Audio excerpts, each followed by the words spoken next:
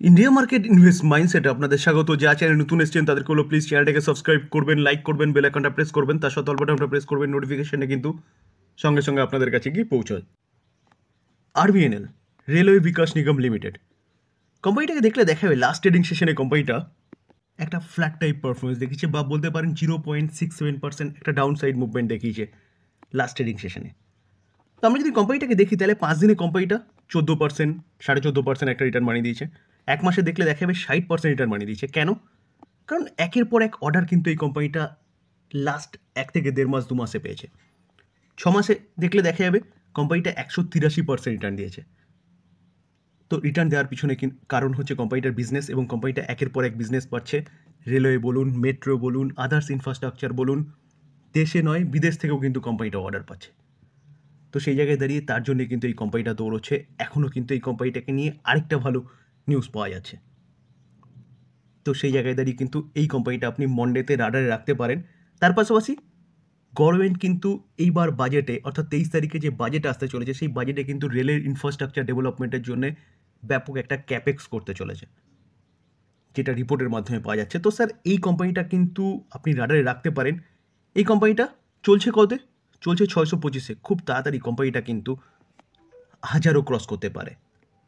কারণ স্যার আমি সবসময় বলি যে কোনো কোম্পানির বিজনেসই কথা বলে। যদি বিজনেস ভালো করে তাহলে কিন্তু সেই কোম্পানিকে কেউ আটকে রাখতে পারবে না। তো নিউজ কী পাওয়া যাচ্ছে চলুন সেটা দেখি।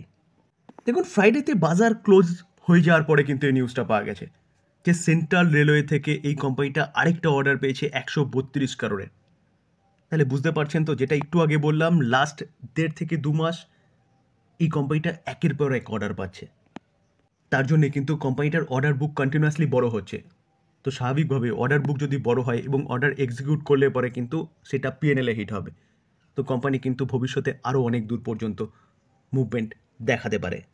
হেভি রিসেন্ট আমরা দেখলাম কোম্পানিটা দিল্লি মেট্রো থেকে একটা ব্যাপক বড় অর্ডার পেয়েছে, মুম্বাই মেট্রো থেকে একটা অর্ডার পেয়েছে, এবং তার পাশাপাশি যে মধ্যপ্রাচ্যের যেসব দেশগুলো আছে সেখান থেকেও কিন্তু অর্ডার পেয়েছে। তো সেই জায়গায় দাঁড়িয়ে দেখুন এই অর্ডারটা 132.59 কারোরের, যেটা 24 মাসের মধ্যে কিন্তু এক্সিকিউট করতে হবে। আফলাতুন কোম্পানি, এই কোম্পানিটা কিন্তু স্যার আপনি রাডারে রাখতে পারেন লং টার্ম ইনভেস্টমেন্টের জন্য। দেখুন স্যার, বাই সেল রেকমেন্ডেশন দিচ্ছি না, আমি রাডারে রাখার কথা বললাম। এবার বাই করবেন কি করবেন না টোটালি নিজের ডিসিশন। যে ইনফরমেশনটা পাওয়া যাচ্ছে সেটা আমি দিলাম আপনাকে। তো এর থেকেও কিন্তু একটা ভালো ইনফরমেশন পাওয়া যাচ্ছে, যে ডেটাটা কিন্তু ফ্রাইডেতে মার্কেট ক্লোজ হয়ে যাওয়ার পরে এসছে। তো সেই কোম্পানিটাও কিন্তু আপনি রাডারে রাখতে পারেন, রেলওয়ে সেগমেন্টেরই কোম্পানি। স্যার কোম্পানিটার নাম কি? Jupiter wagon. তো জুপিটার ওয়াগন এই কোম্পানিটা কাজ কি করে? এই কোম্পানিটা কাজ করে কিন্তু কোচেস তৈরি করা। তো গভর্নমেন্ট নতুন ট্রেন বলুন, নতুন বুলেট ট্রেন বলুন, সেসব পরিচালনা চালানোর কথা ভাবছে। তো যার জন্য এই কোম্পানিটা কিন্তু অর্ডার পাচ্ছে, এবং পাচ্ছে বলে কোম্পানিটা কিন্তু ভালো অফসাইড মুভমেন্ট দেখিয়েছে, যেখানে লাস্ট ট্রেডিং সেশনে প্রায় 1%-এর কাছাকাছি একটা অফসাইড মুভমেন্ট দেখিয়েছে, এবং এক মাসে দেখলে দেখা যাবে ওকে ফ্ল্যাট টাইপ পারফরমেন্স দেখিয়েছে। 6 মাসে কোম্পানিটা 87% রিটার্ন দিয়েছে, এবং এক বছরে দেখলে দেখা যাবে কোম্পানিটা কিন্তু 283% রিটার্ন দিয়েছে।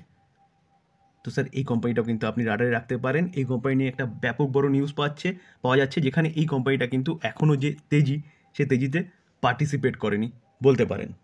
কারণ এক মাসে কোম্পানিটা জাস্ট অনলি ফর 1%-এর কাছাকাছি একটা আপসাইড মুভমেন্ট দেখিয়েছে। দেখুন স্যার, রেলওয়ে টু মেক কত 10,000 নন এসি কোচেস কিন্তু ম্যানুফ্যাকচারিং করতে চলেছে। এটা কবেকারের নিউজ? এটা হচ্ছে 5ই জুলাইয়ের নিউজ। তো 5ই জুলাই জাস্ট কিছুদিন আগের নিউজ। সেই জায়গায় দাঁড়িয়ে কিন্তু এই কোম্পানির জন্য ব্যাপক একটা অর্ডার আসতে চলেছে। আমি অ্যাট ফার্স্ট কী করলাম? অ্যাট ফার্স্ট কোম্পানির বিজনেস নিয়ে আলোচনা করলাম। এবার চলুন যে নিউজটা পাওয়া যাচ্ছে সেটা একটু দেখি। দেখুন স্যার, এই যে নিউজটা, এটা আমি কিন্তু বিএসসি থেকে আপলোড করেছি, এবং 12 তারিখ অর্থাৎ ফ্রাইডেতে মার্কেট ক্লোজ হয়ে যাওয়ার পরে কিন্তু এই নিউজটা পাওয়া গেছে। তো এই ইম্প্যাক্ট কিন্তু আমরা কবে দেখতে পারবো? এই ইম্প্যাক্ট কিন্তু আমরা দেখতে পারবো মন্ডেতে। দেখুন, আমিও কিন্তু এই নিউজটা কভার করেছিলাম, যেখানে কিউআইপি প্রসেসে কোম্পানিটা কিন্তু কত 800 করোড় মার্কেট থেকে তোলার কথা চিন্তাভাবনা করছিল, যার জন্য সেদিনকে কিন্তু কোম্পানিটা পড়েছিল। তো সেই কিউআইপি প্রসেসে যে সাবস্ক্রিপশন, সেই সাবস্ক্রিপশনের ডেটা চলে এসছে, এবং সাবস্ক্রিপশন হয়েছে ওভার সাবস্ক্রিপশন কত 3.5x বিট করা হয়েছে। তো কেন এত ক্রেজ? ভাবতে হবে স্যার যে কেন এত ডিমান্ড। এটা আইপিও নয় কিন্তু কিউআইপি প্রসেসে, যেখানে কত 800 করোড়ের তোলার কথা চিন্তা ভাবনা করেছে, সেখানে কত এসছে 2800 করোড় রিসিভ করেছে কোম্পানি। কেন স্যার? কারণ সবাই জানে যে এই যে কোম্পানিটা রেলের কাজ করে, কোচ তৈরি করে, এই কোম্পানিটা অর্ডার পাবে, কারণ গভর্নমেন্ট সেই নিয়েই কাজ করছে। নতুন বুলেট ট্রেনের কোচ বলুন, নর্মাল স্লিপার কোচ বলুন, লোকাল ট্রেনের কোচ বলুন, তো সেই জায়গায় দাঁড়িয়ে কিন্তু যার জন্য এই কোম্পানিটার এত ক্রেজ বলতে পারে। তো স্যার এই নিউজটা কিন্তু ফাটাফাটি নিউজ এই কোম্পানির জন্যে, যেখানে কোম্পানি কিন্তু কালকে ধামাকা মাচাতে পারে। যেখানে স্যার আমরা দেখেছি যে রেলওয়ে সেক্টরের প্রতি কটা কোম্পানি কিন্তু কম বেশি আপসাইড মুভমেন্ট দেখিয়েছে লাস্ট 1 মাসে। এই কোম্পানিটা কিন্তু তেমন কোনো মুভমেন্ট এখনও পর্যন্ত দেখায়নি। তো স্যার এই যে কিউআইপি প্রসেসে যে টার্গেট রাখা হয়েছিল না, বা ফ্লোর প্রাইস রাখা হয়েছিল, কোম্পানিটা এখনও কিন্তু তার আশেপাশেই ট্রেড করছে। তো এতটা ওভার সাবস্ক্রিপশন হয়েছে, মানে বোঝা যাচ্ছে যে কোম্পানির প্রতি মানুষের বা কোম্পানির ডিমান্ড কীরকম রয়েছে মার্কেটে। তো স্যার এই কোম্পানি নিয়েও কিন্তু আপনি চিন্তাভাবনা করতে পারেন। যদি এই বাজেটে পজিটিভ কিছু আসে, তাহলে এই কোম্পানিটা কিন্তু ভালো আপসাইড মুভমেন্ট দেখাতে পারে। আমরা যদি মার্কেট ক্যাপ দেখলে দেখা যাবে 28,000 করোড় হচ্ছে কোম্পানিটার মার্কেট ক্যাপ, এবং পি রেশিও দেখলে দেখা যাবে 86। অনেক সময় পি দেখে অনেকে বলে যে কোম্পানি ওভার ভ্যালু রয়েছে। আরে কোম্পানি যদি প্রফিট একটু ভালো দেখিয়ে দেয় না, এই পি সঙ্গে সঙ্গে নিচে চলে আসবে। তার পাশাপাশি দেখলে দেখা যাবে রিটার্ন অন ইকুইটি 27.4 রয়েছে, রিটার্ন অন ক্যাপিটাল এমপ্লয় 31.7 রয়েছে, দুটোই কিন্তু ঠিকঠাক রয়েছে। কোম্পানির ফেস ভ্যালু কি আছে 10, অর্থাৎ পরবর্তীকালে কিন্তু কোম্পানি স্প্লিটও দিতে পারে। স্যার লাস্ট 1 বছরে যদি কোয়ার্টার অ্যান্ড কোয়ার্টার আমরা কোম্পানির প্রফিট দেখলে দেখা যাবে, দেখুন 41 ছিল, 64, 82, 83, সেটা 104। প্রফিট কিন্তু কন্টিনিউয়াসলি বাড়ছে। কেন? কারণ কোম্পানিটা অর্ডার পাচ্ছে। স্যার লাস্ট 5 বছরে যদি আমরা নেট প্রফিট দেখি ইয়ার অন ইয়ার বেসিস দেখলে দেখা যাবে 89, সেটা 0 হয়ে গেছিলো 2021-এ, কারণ সেই সময় বিজনেস টোটালি কিন্তু বন্ধ ছিল। তারপরে দেখুন আবার কোম্পানি ট্র্যাকে এসছে 54 করোড়, 54 করোড়টা 50 এবং 125, 333। তো কোম্পানির বিজনেস কেন বাড়ছে, প্রফিট কেন বাড়ছে? কারণ অর্ডার বা বলতে পারেন গভর্নমেন্টের চিন্তাভাবনা। যেখানে 10 বছরে সেলস গ্রোথ দেখলে দেখা যাবে 39, 5 বছরে 76, 3 বছরে 54, কারেন্ট ইয়ারে কিন্তু 76। সেলস গ্রোথ যথেষ্ট ভালো রয়েছে। প্রফিট গ্রোথও দেখলে দেখা যাবে কন্টিনিউয়াসলি বাড়ছে। 10 বছরে 21%, 5 বছরে 80%, 3 বছরে 84%, কারেন্ট ইয়ারে কিন্তু 166%। এবং স্টক সিজিআর গ্রোথ যদি দেখলে দেখা যাবে 10 বছরে 44%, 5 বছরে 110%, 3 বছরে 166%, কারেন্ট ইয়ারে 283%। 10 বছরে 44%, ভাবতে পারছেন 10 বছরে 44% হারে কোম্পানিটা রিটার্ন দিয়েছে, মানে কেমন রিটার্ন কোম্পানিটা বানিয়ে দিয়েছে তার শেয়ার হোল্ডারদের। 5 বছরে 110%, 3 বছরে 166%। তো ভবিষ্যতে কিন্তু আরও কোম্পানিটা ভালো গ্রো করতে পারে, সেরকমই কিন্তু সম্ভাবনা দেখা যাচ্ছে।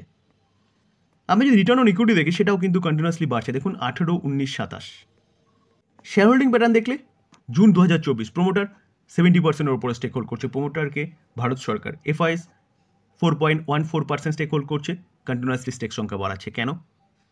স্যার কোম্পানির বিজনেস, যেখানে ডিআইএস প্রায় 1%-এর কাছাকাছি রয়েছে এবং পাবলিক 24.82% স্টেক হোল্ড করছে। তো শেয়ার হোল্ডিং প্যাটার্নও কিন্তু ঠিকঠাক আছে বলতে পারেন। তো স্যার যতগুলো প্যারামিটার দেখলাম বা গভর্নমেন্টের চিন্তাভাবনা দেখলাম, সবগুলো কিন্তু পজিটিভ। তো এই কোম্পানিটা কিন্তু ধামাকা মাচাতে পারে, যেখানে কিউআইবি প্রসেসে কোম্পানিটা যে ফান্ড তুলছিলেন, ওভার সাবস্ক্রিপশান হয়েছে 3.5, মানে 3.5 গুণ। এ থেকেই বোঝাচ্ছে এই কোম্পানিটার প্রতি মানুষের বা ইনভেস্টারদের কেমন ক্রেজ আছে। তো স্যার এই কোম্পানিটা কিন্তু মানডেতে ধামাকা মাচাতে পারে। স্যার ডিসক্লেমার দিয়ে রেখে আমি বলছি বলেই এই নয় যে আপনাদের বাই করতে হবে। কোম্পানির সম্বন্ধে ভালো নিউজ পাওয়া যাচ্ছে, সেটা নিয়ে আলোচনা করলাম। ভবিষ্যতে ভালো করতে পারে সেটাও আলোচনা করলাম, উপযুক্ত যুক্তি দিয়ে বা প্রমাণ দিয়ে। এবার চিন্তাভাবনা আপনি কি করবেন, আপনি বাই করবেন কি করবেন না, টোটালি আপনার ডিসিশন, বা আপনি আপনার ফাইন্যান্সিয়াল অ্যাডভাইজারের সাথে কিন্তু কথা বলে নিয়ে তারপরে চিন্তাভাবনা করবেন। এই ভিডিওটা হয়তো আপনাকে কিছুটা হেল্প করবে। আলোচনা এই পর্যন্ত। যদি ভালো লাগে, যা চ্যানেল নতুন এসেছেন তাদেরগুলো প্লিজ চ্যানেলটাকে সাবস্ক্রাইব করবেন, লাইক করবেন, বেল আইকনটা প্রেস করবেন, তার সাথে অল বাটনটা প্রেস করে নোটিফিকেশনটা কিন্তু সঙ্গে সঙ্গে আপনাদের কাছে গিয়ে পৌঁছাবে। থ্যাংক ইউ, ভালো থাকবেন।